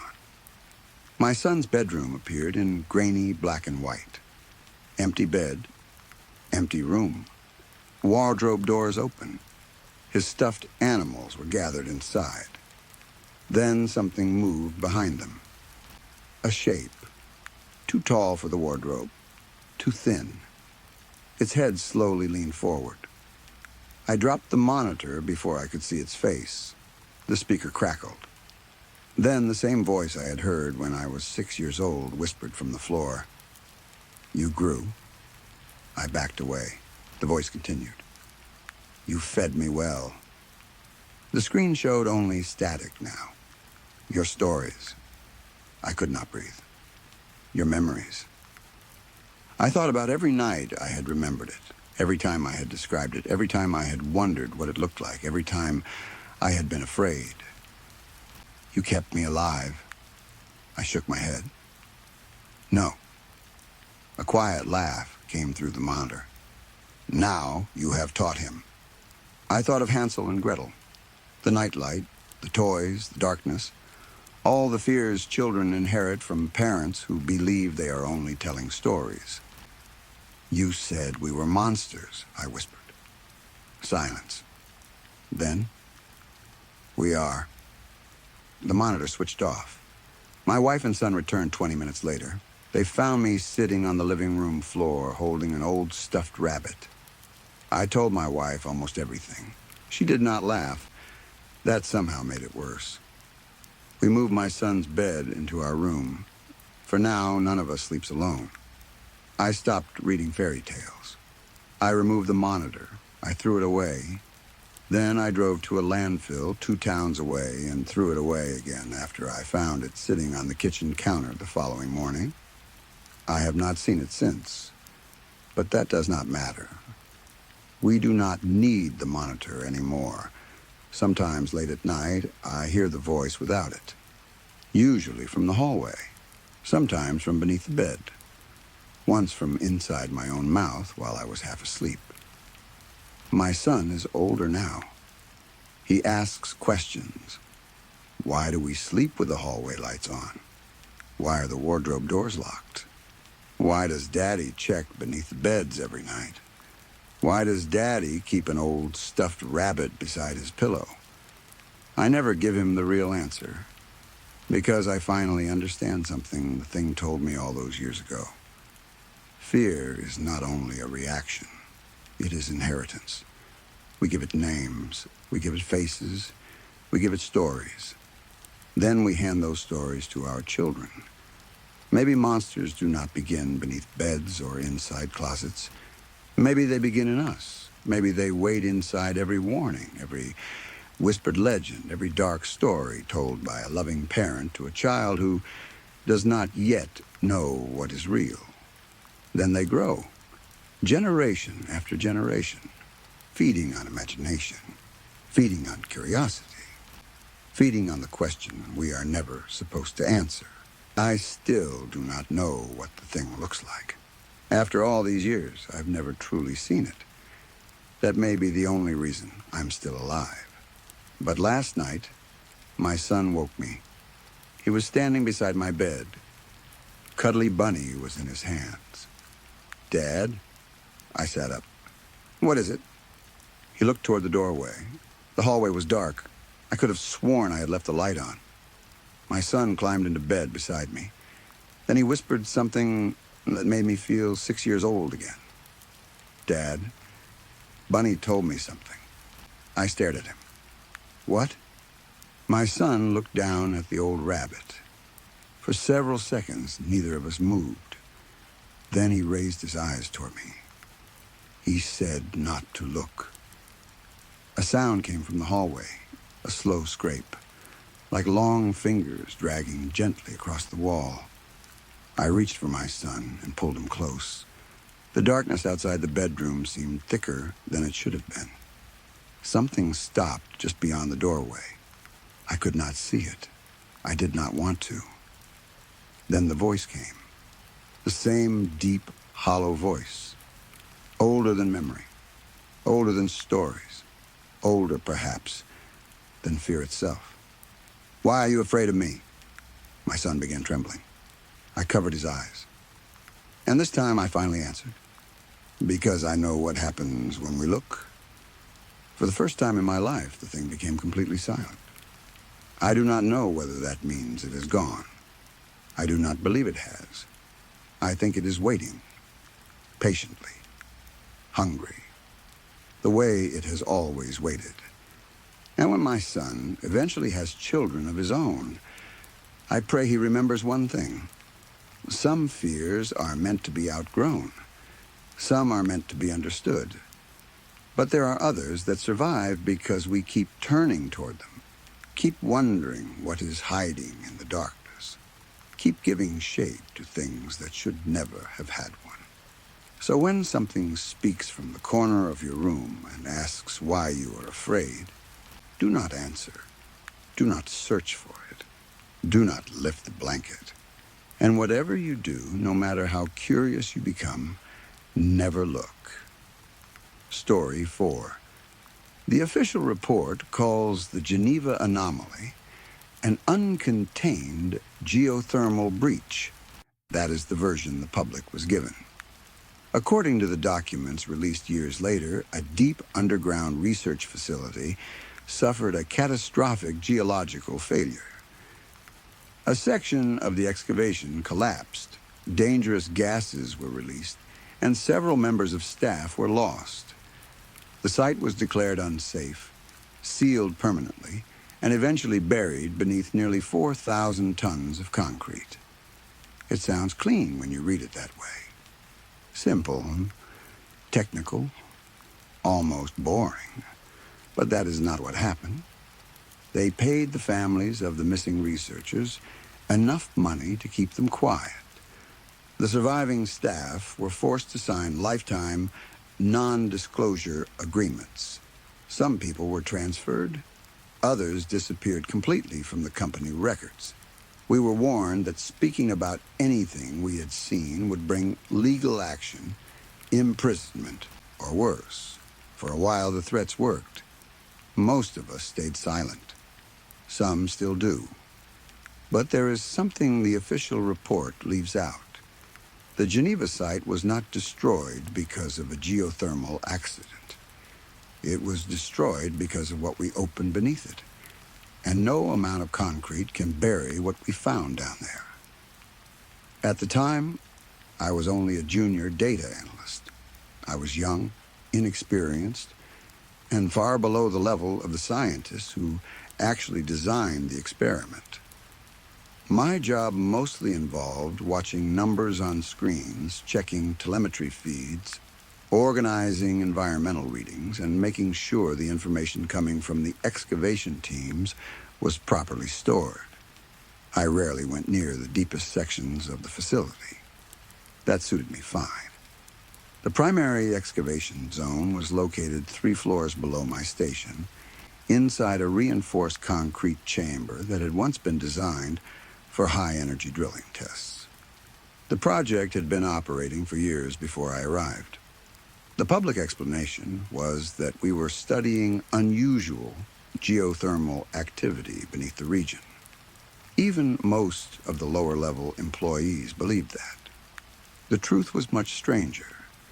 The senior research team believed they had discovered a weakness in space itself. I did not fully understand the mathematics. Very few people did. The best explanation I ever received was that certain energy patterns deep beneath the Earth appeared to bend local space in ways that normal physics could not explain.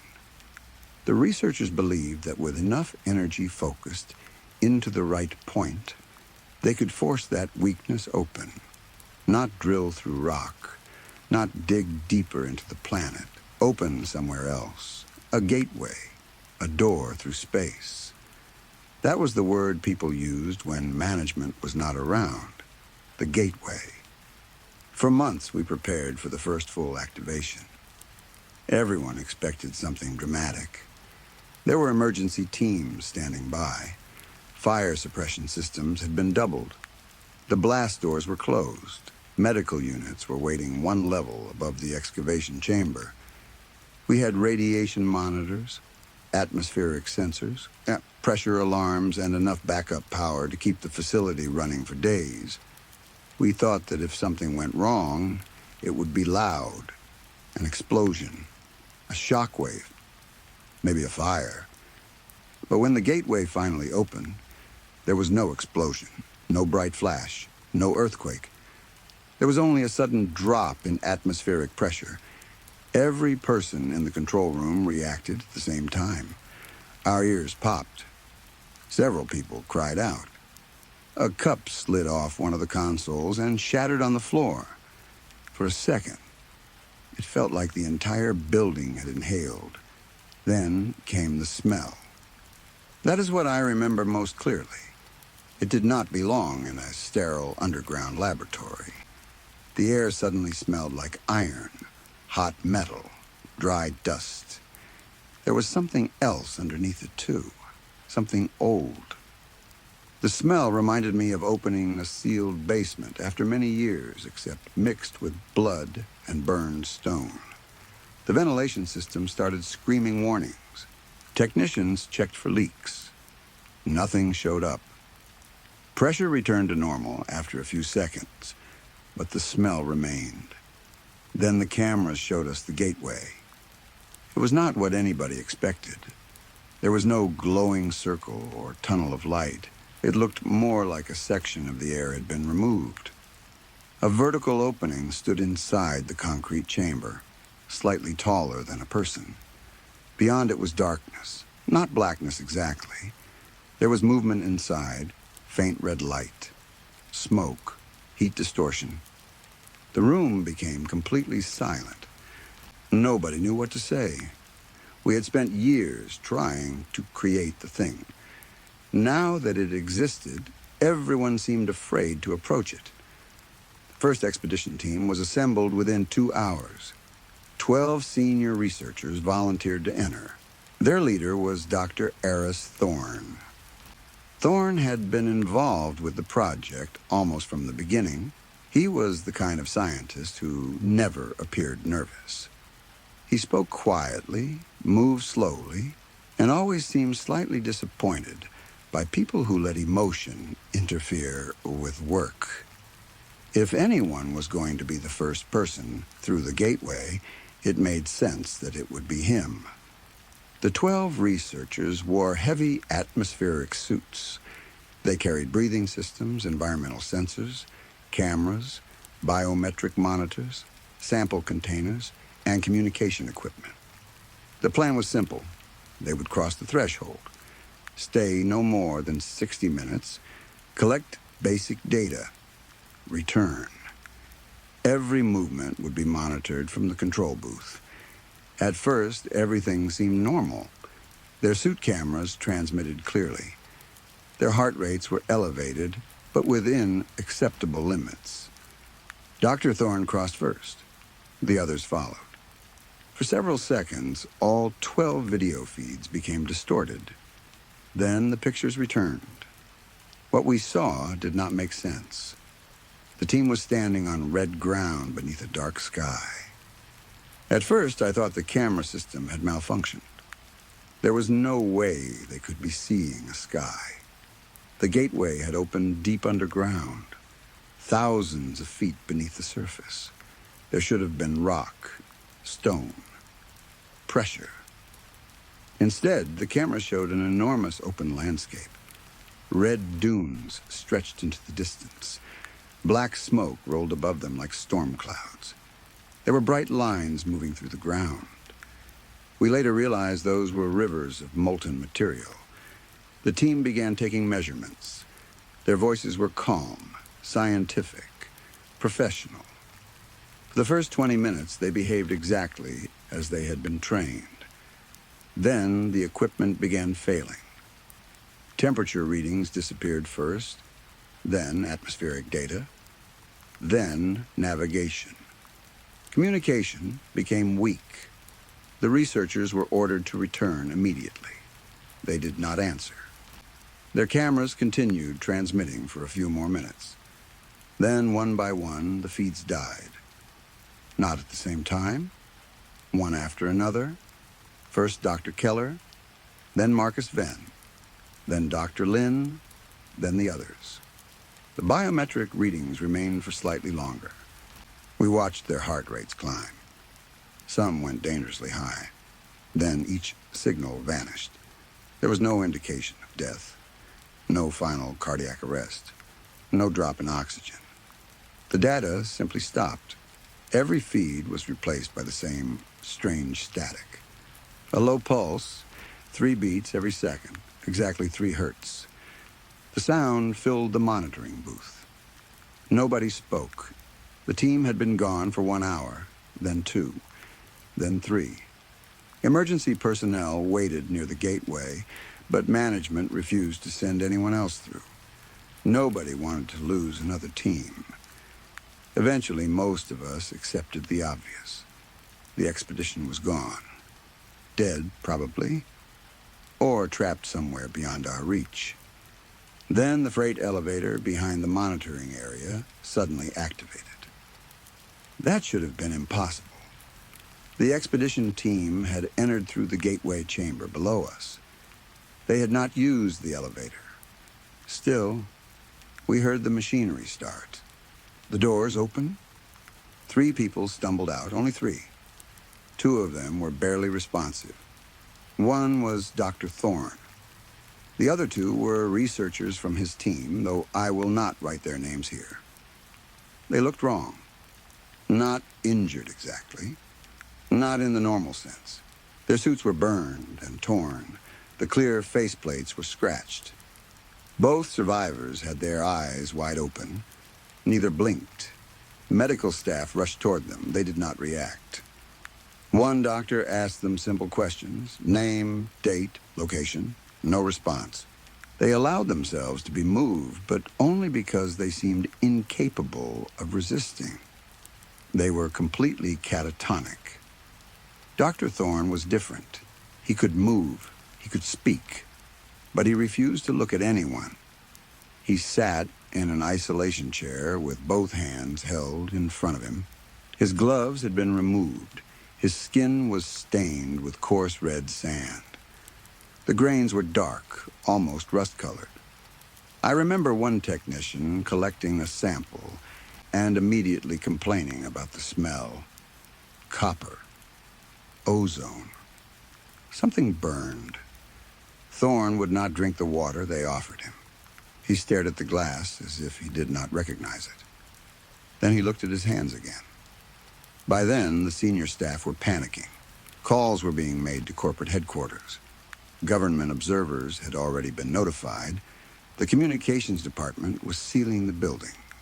Because most of the senior analysts were occupied, I was told to sit in the triage room and record Dr. Thorne's initial statement. I was not prepared for that responsibility. I had never interviewed anyone after a traumatic incident. I was 22 years old and terrified of saying the wrong thing.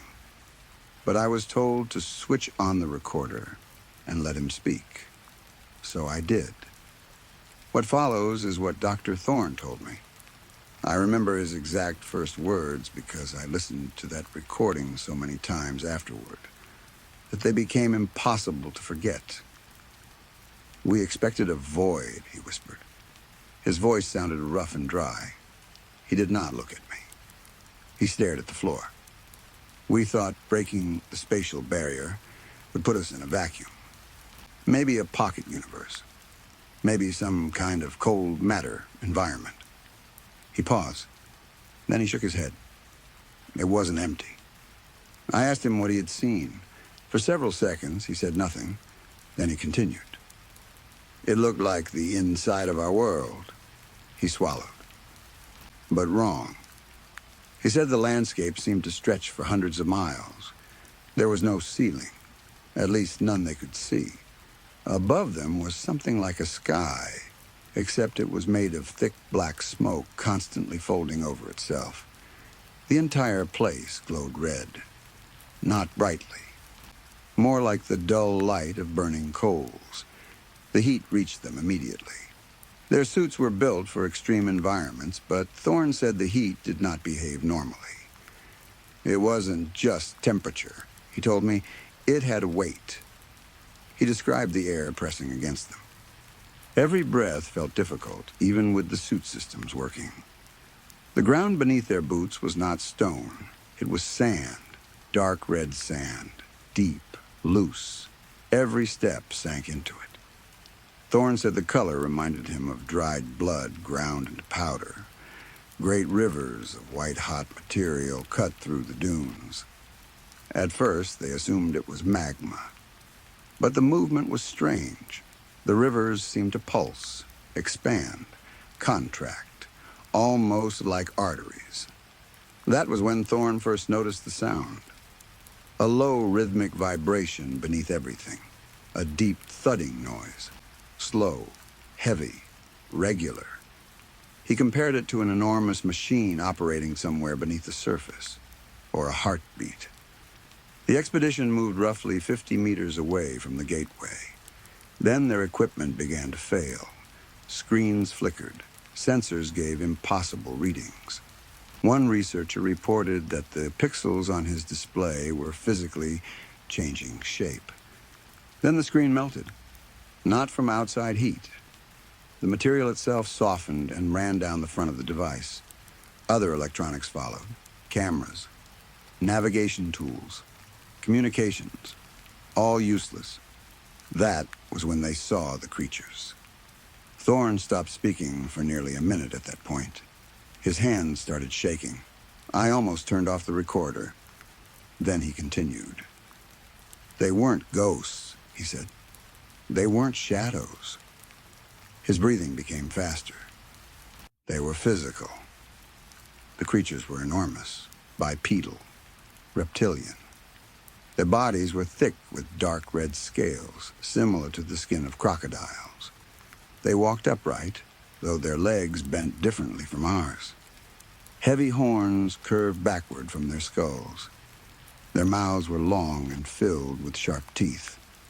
Thorne said the shape was immediately familiar. That was what disturbed him most. They looked like demons, not symbolically, not in the way people describe frightening animals as demonic. They looked almost exactly like the creatures shown in old religious paintings, medieval woodcuts, church carvings, illustrations of hell, red skin, horns, long jaws, predatory eyes. Thorne said his scientific mind could not accept it. They had supposedly entered an unknown environment. Possibly another dimension, possibly a hidden physical space beneath reality itself. Yet the living creatures there looked almost exactly like nightmares human beings had been drawing for hundreds of years. Thousands, perhaps. Well, that made no sense. Unless people had seen them before. That possibility frightened him more than anything. One of the creatures turned toward the research team. Thorne said it had no eyelids. Its eyes were yellow, vertical black pupils. It stared directly at him. He tried to look away. He could not. That was when something entered his mind. He struggled to describe the feeling. It searched me, he said. I asked what he meant. He looked at me for the first time. I wish he had not. There was something broken in his face. Not madness, recognition. It went through everything. He said it felt as if the creature had reached into his brain. Not telepathy in the way movies show it. It was invasive, violent. He felt memories being opened. Childhood, family, mistakes, secrets, faces, lies, moments he had forgotten. The creature moved through them with no emotion. It ignored his education, his work, his achievements. It did not care that he was a scientist. It was searching for something specific, an anchor, a connection. Then it stopped. The creature looked away. Thorne said he knew immediately that it had found what it wanted. The creature bent down. It pushed one clawed hand into the red sand. Then it pulled something from beneath the surface, a line of white-hot liquid, magma. Except when the creature lifted it, the molten material hardened into a long, flexible shape. A whip. Fire moved along its surface. The creature walked toward a shallow trench between two dunes. The expedition team had not noticed it before. Thorne stepped closer. He said he did not know why. Fears should have made him run. Instead, curiosity pulled him toward the edge. He looked down. There were people inside, hundreds, maybe more. Naked, covered in red dust, men, women, children. Some stood, some crawled, some lay motionless until the creatures forced them upright. Their skin was cracked from the heat. Many had no tears left. Thorne said they were crying, but their eyes were dry because the heat removed moisture almost instantly. Then the creature raised the burning whip. It struck someone near the edge. A boy. Young, maybe 8 or 9. The burning line wrapped across his shoulder. Skin blackened. Thorne froze. He recognized him, not immediately. It took several seconds. The face was older in his memory. No, younger.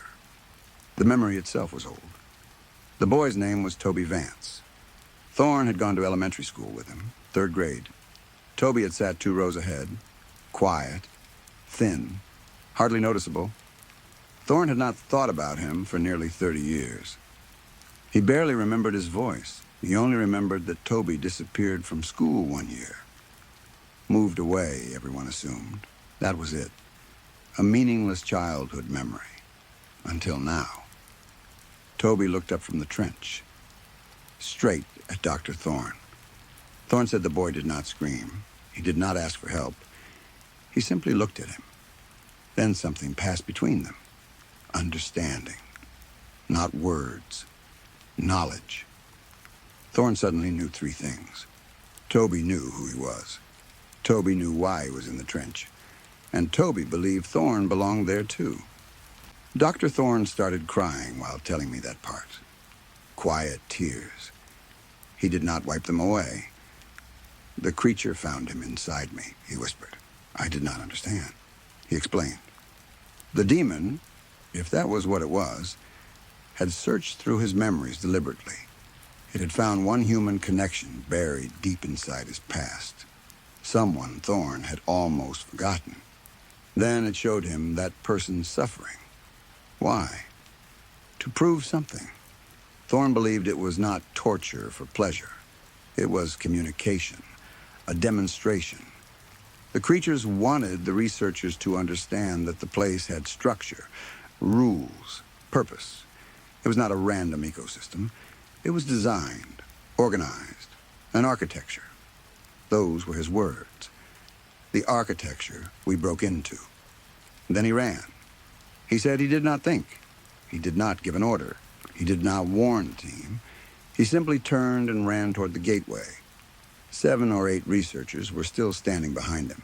He could not remember exactly how many. He did not care. Every part of his body was telling him to escape. He climbed the red dune. The heat pressed against him. His boots sank into the sand. Behind him came screaming. Not from the people in the trench, from his colleagues. The creatures were moving, hunting. Dr. Thorne heard Marcus Venn call his name. He heard Dr. Lynn screaming for help. Someone shouted that the gateway was closing. Someone else begged him to stop. Thorne did not turn around. He admitted that clearly. He left them. He ran. His suit tore against rocks near the threshold. He could see the artificial floodlights of the laboratory through the opening. White light, cold concrete, home, safety. He threw himself through. That was the last thing he remembered clearly. Dr. Thorne stopped speaking after that. He stared at the floor again. His entire body shook. The medical room was cold, but heat still seemed to come off his skin. When I approached him, I could feel it. Like he had been standing near an oven.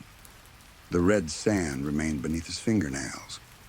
I asked him how he and the other 2 survivors reached the freight elevator. He did not answer. I asked where the other 9 researchers were. Nothing. I asked whether the gateway was still open. He closed his eyes. Then he whispered something so quietly that I almost missed it. They know the door now. I asked him to repeat it. He would not. That recording became the final uncensored report from the first expedition. Within 48 hours, everything changed. Corporate executives arrived by helicopter. Then government officials. Military personnel appeared in the lower halls. Our normal access cards stopped working. Entire sections of the facility were sealed. The raw audio files were collected. Computers were removed. Anyone who had seen the original expedition footage was interviewed. The 2 catatonic survivors were transferred first. Nobody told us where. Dr. Thorne was taken a few hours later. He did not resist. As they wheeled him toward the elevator, he turned his head and looked directly at me. For a second, I thought he was going to speak. Instead, he lifted one hand. There was still red sand between his fingers. Then the elevator doors closed. I never saw him again. Management told us the gateway would be shut down. They said the project had failed. They told us to return to normal duties. That was impossible. You cannot open a door into a place like that and then go back to checking spreadsheets. The story did not end with Dr. Thorne escaping. That was only the beginning. Something changed inside the facility after the expedition. At first, the incidents were easy to dismiss. People had nightmares. That was expected. Anyone who had watched the footage was disturbed. Several staff members reported dreams of red deserts, black skies, rivers of fire. Most of us assumed the dreams came from stress. Then people who had never seen the expedition footage started having them too. A woman in accounting woke up screaming about trenches. One of the kitchen workers refused to go into the basement because she claimed she could hear children crying beneath the floor. Security guards reported seeing red dust in corridors that had been cleaned only minutes earlier. The ventilation system began carrying that metallic smell again. Iron, dry earth, ozone. Then came the sound. 3 hertz, the same rhythm that replaced the expedition telemetry. 3 pulses every second. At first, it appeared only in damaged recordings, then in radio static, then through the intercom system. Sometimes late at night, when the facility was quiet, we could hear it through the walls. Thump, thump, thump. Too fast for a human heartbeat. Too steady to be machinery. Technicians searched for the source. They never found one. The gateway chamber remained sealed. At least, that is what they told us. But the doors leading to the lower excavation level became hot. Not warm. Hot enough that touching the metal could burn skin. Once, I saw condensation dripping upward across one of the doors. Water running against gravity. Nobody wanted to talk about that. The worst part was what started happening to people's memories.